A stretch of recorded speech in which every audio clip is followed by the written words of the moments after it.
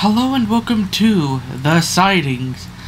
And today in the Sidings, yes, this will be a new batch. The old batch, the scenario just decided, oh no, I'm gonna fall over. So I'm gonna do this new batch. This is the Grota Groningen, I believe.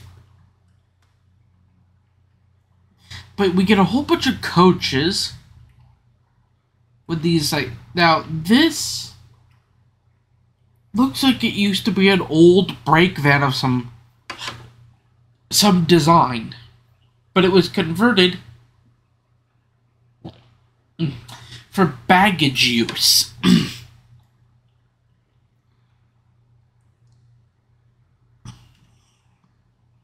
And then the coaches have these little areas up here that look more like a guard's compartment, so the guard can see everything, which is nice. Some of the coaches, I believe, yeah, over here you can see like Westinghouse air brake equipment on some of the coaches, and some of the coaches don't have it. Now we come to the locomotive. So as you can see, we have state flag, gay pride flag, once again state flag, gay pride flag. We got all the lamps and markers, all the lamps and markers, all the lamps and markers. However, you'll notice this one, full blue wheels, whereas this one has wheel bandings, white wheels. Or white tie, basically white walls.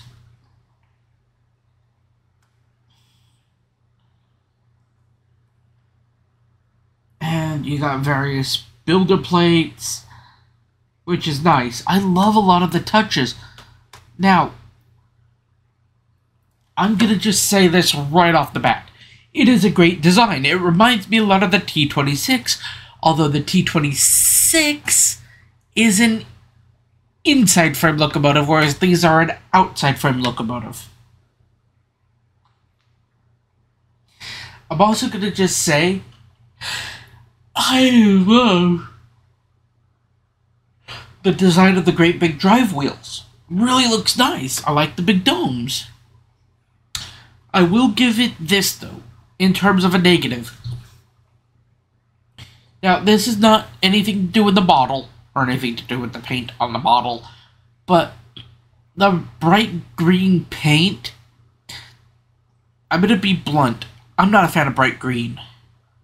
I really am not. It just hurts the eyes. Now, I understand you want bright green to stand out against things like the darkness, the pitch black of the night sky, the snow on the ground, things like that.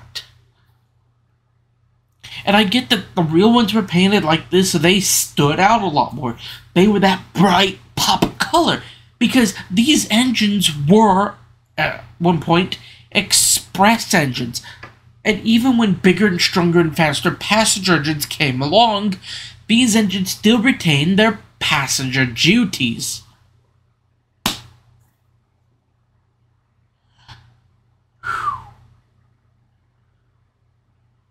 So you want, in marketing wars, you want to make sure your railroad stands out. How do you do that?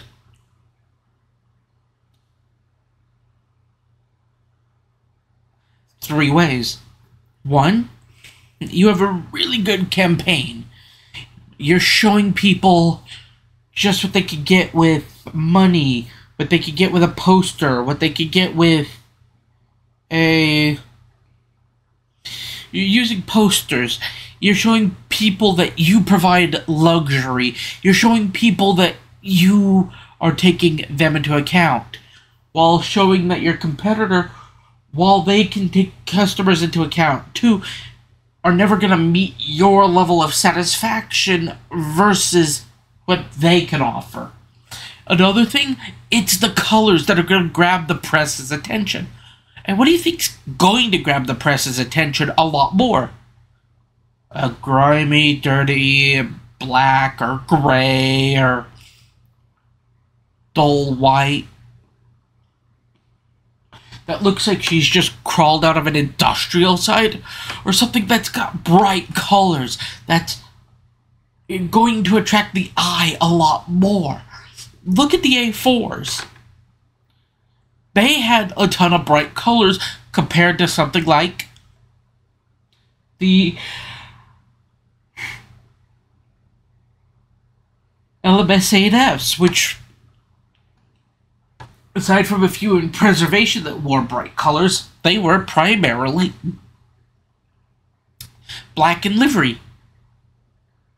This is going to grab you, so, a bright, shiny blue A4 is going to grab your attention a lot more than some grimy goods engine.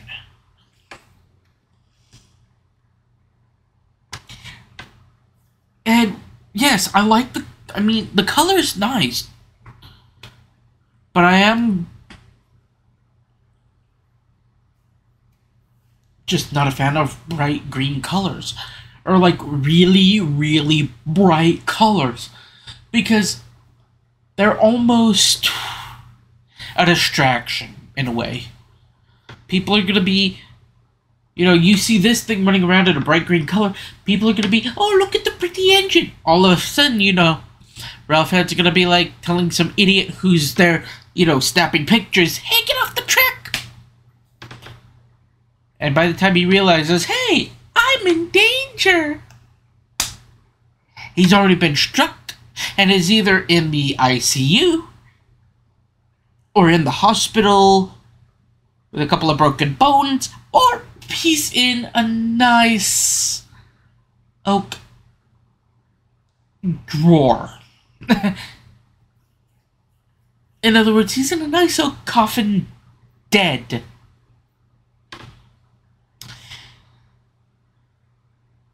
And that's just an extreme example, but that gets my point across. Overall, I do really respect the engines and their designs and the colors. Some, like I said, are going to draw the eye a lot more, and maybe not for the right reasons. You can figure out what else could go wrong. So,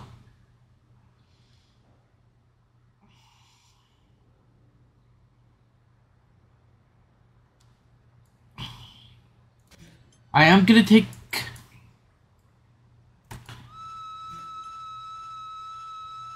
ooh, she's got the same whistle as the Chaplin vertical boiler engines. Let's look at the cabs. Oh.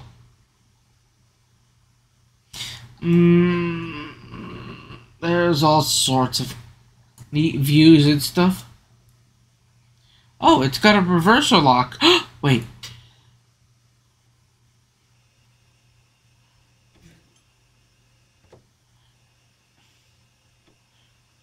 Oh my god, the reverser animation moves.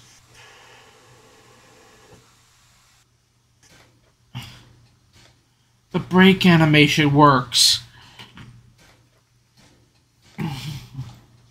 Animates. Let's see where the reverser is. Oh, it's a screw.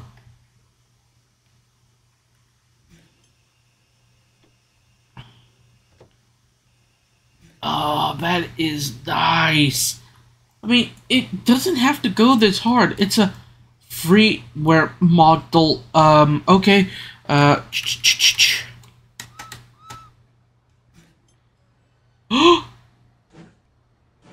Oh my Gideon. The inside cylinders animate.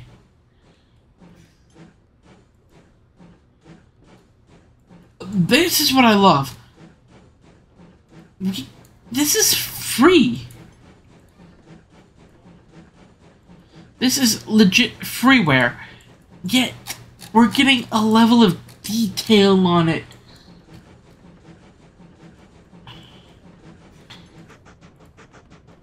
That matches most, if not all, freeware or payware now.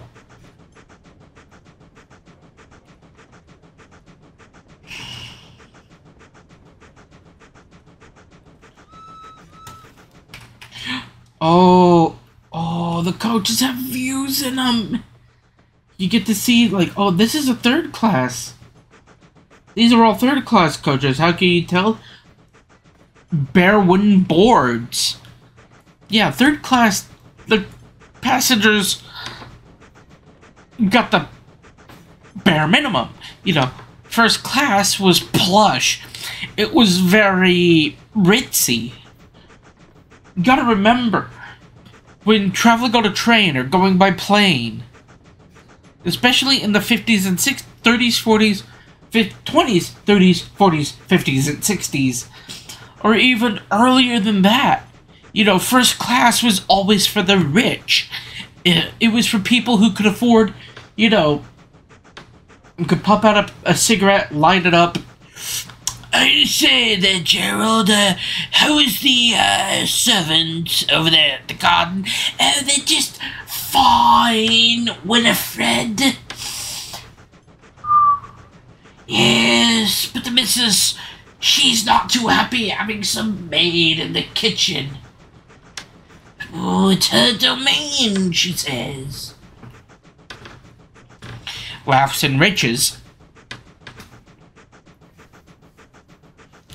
And even then, the second class was people who could afford a ticket to travel in comfort.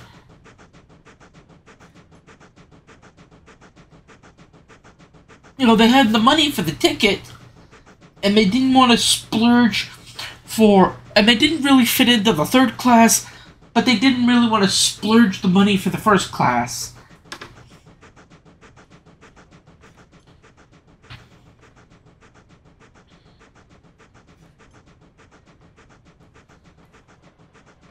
Which means, guess what?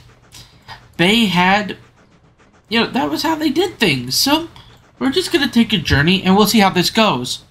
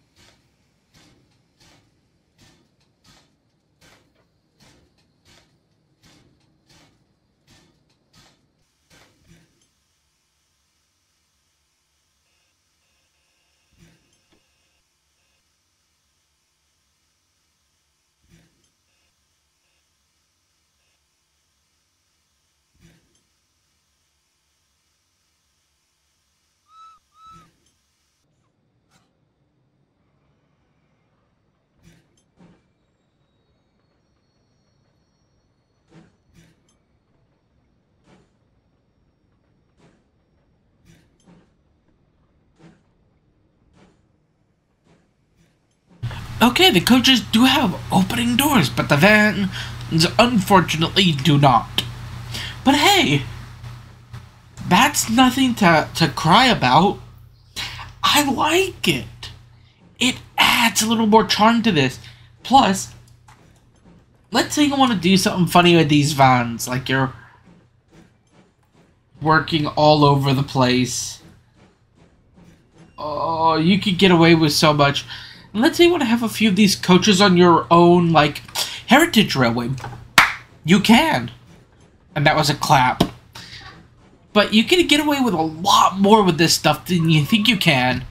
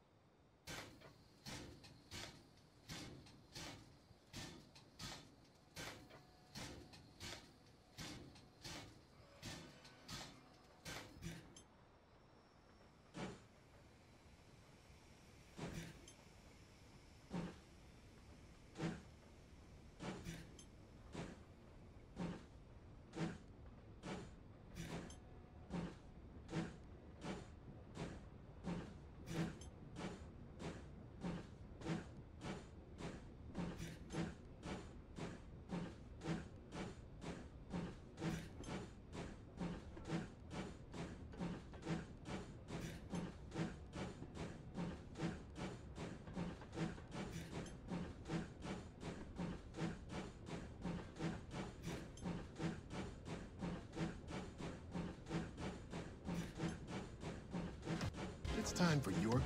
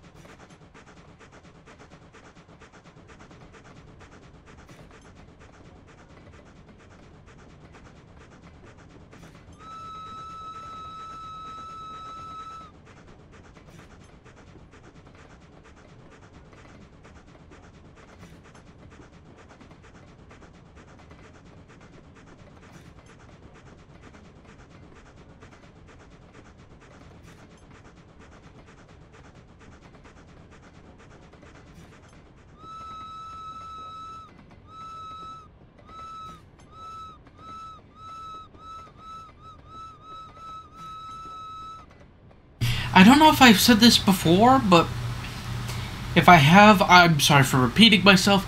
If I haven't, well, here we go.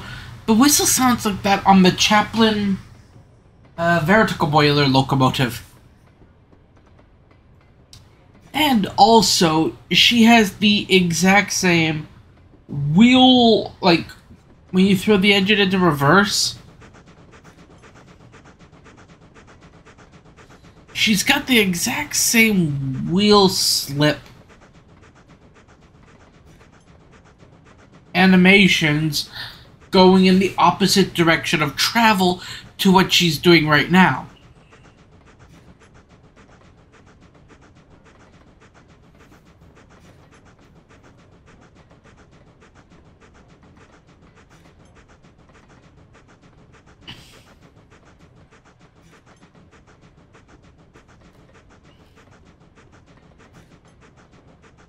I want to see if I could get that to happen.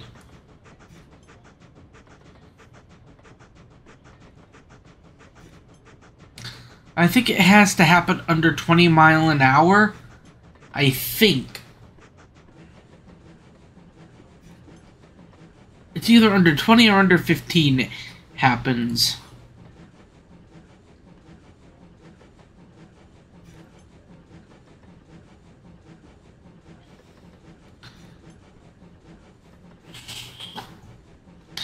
But don't worry, once we've gotten the slip, I will be throwing her forward again to catch. You'll watch the driver do an idiot move. So yeah, let's see how this goes.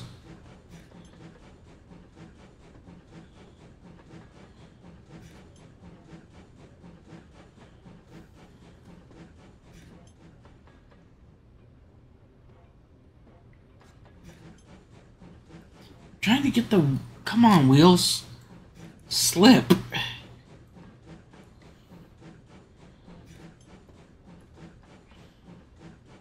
Okay, was it under 15? And it wasn't...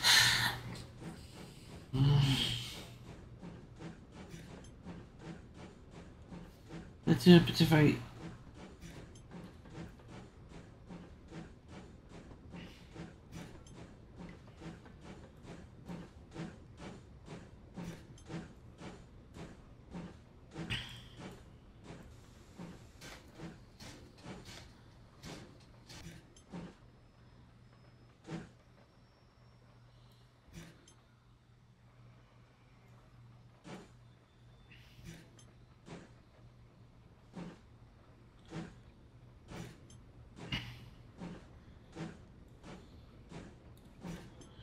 Come on, slip!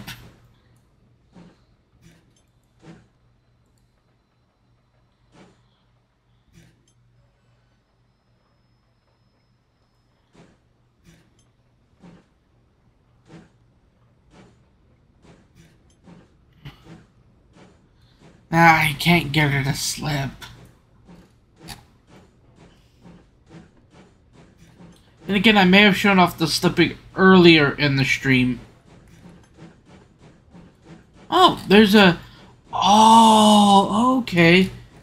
So they've modeled the bell for, like, communicating that there's an emergency. So when a passenger pulls the communication cord, it rings the bell right there. Ding, ding. And it alerts the driver, hey, there's a problem.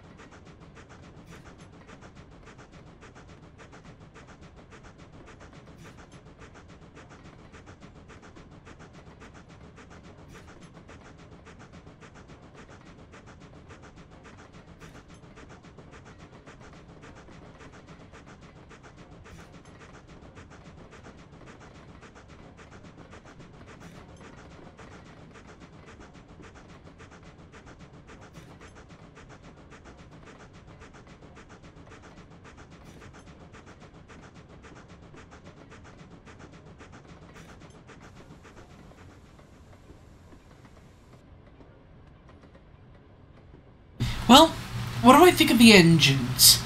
I actually recommend them. I think they're good. Don't get me wrong, they do have some problems. There are some things I may have pointed out in an earlier iteration of the review, but I'm not going to touch it with a barge pole because I don't really want to make trouble. That's just, we're here for the trains, we're not here for the controversies. I want you to remember that. We're here for the trains, not for the controversies. Yes, they may have things that you don't like on them, but that's okay, because not every engine is going to be tailored to everyone's exact, specific desires or tastes. Some people are going to go for Wayside Works' more industrial locomotives because they love industrial design. Some people are going to go for more of the 1830s aesthetics because of the 1830s loves that they have. Some people are going to prefer British Railways, or Big Four, or pre-grouping, or this, or that, or whatever. But as for this, good stuff. I really do recommend it. You could get away with a lot with this engine. So, where do we go from here? Well, I'll see you in the next review. Bye!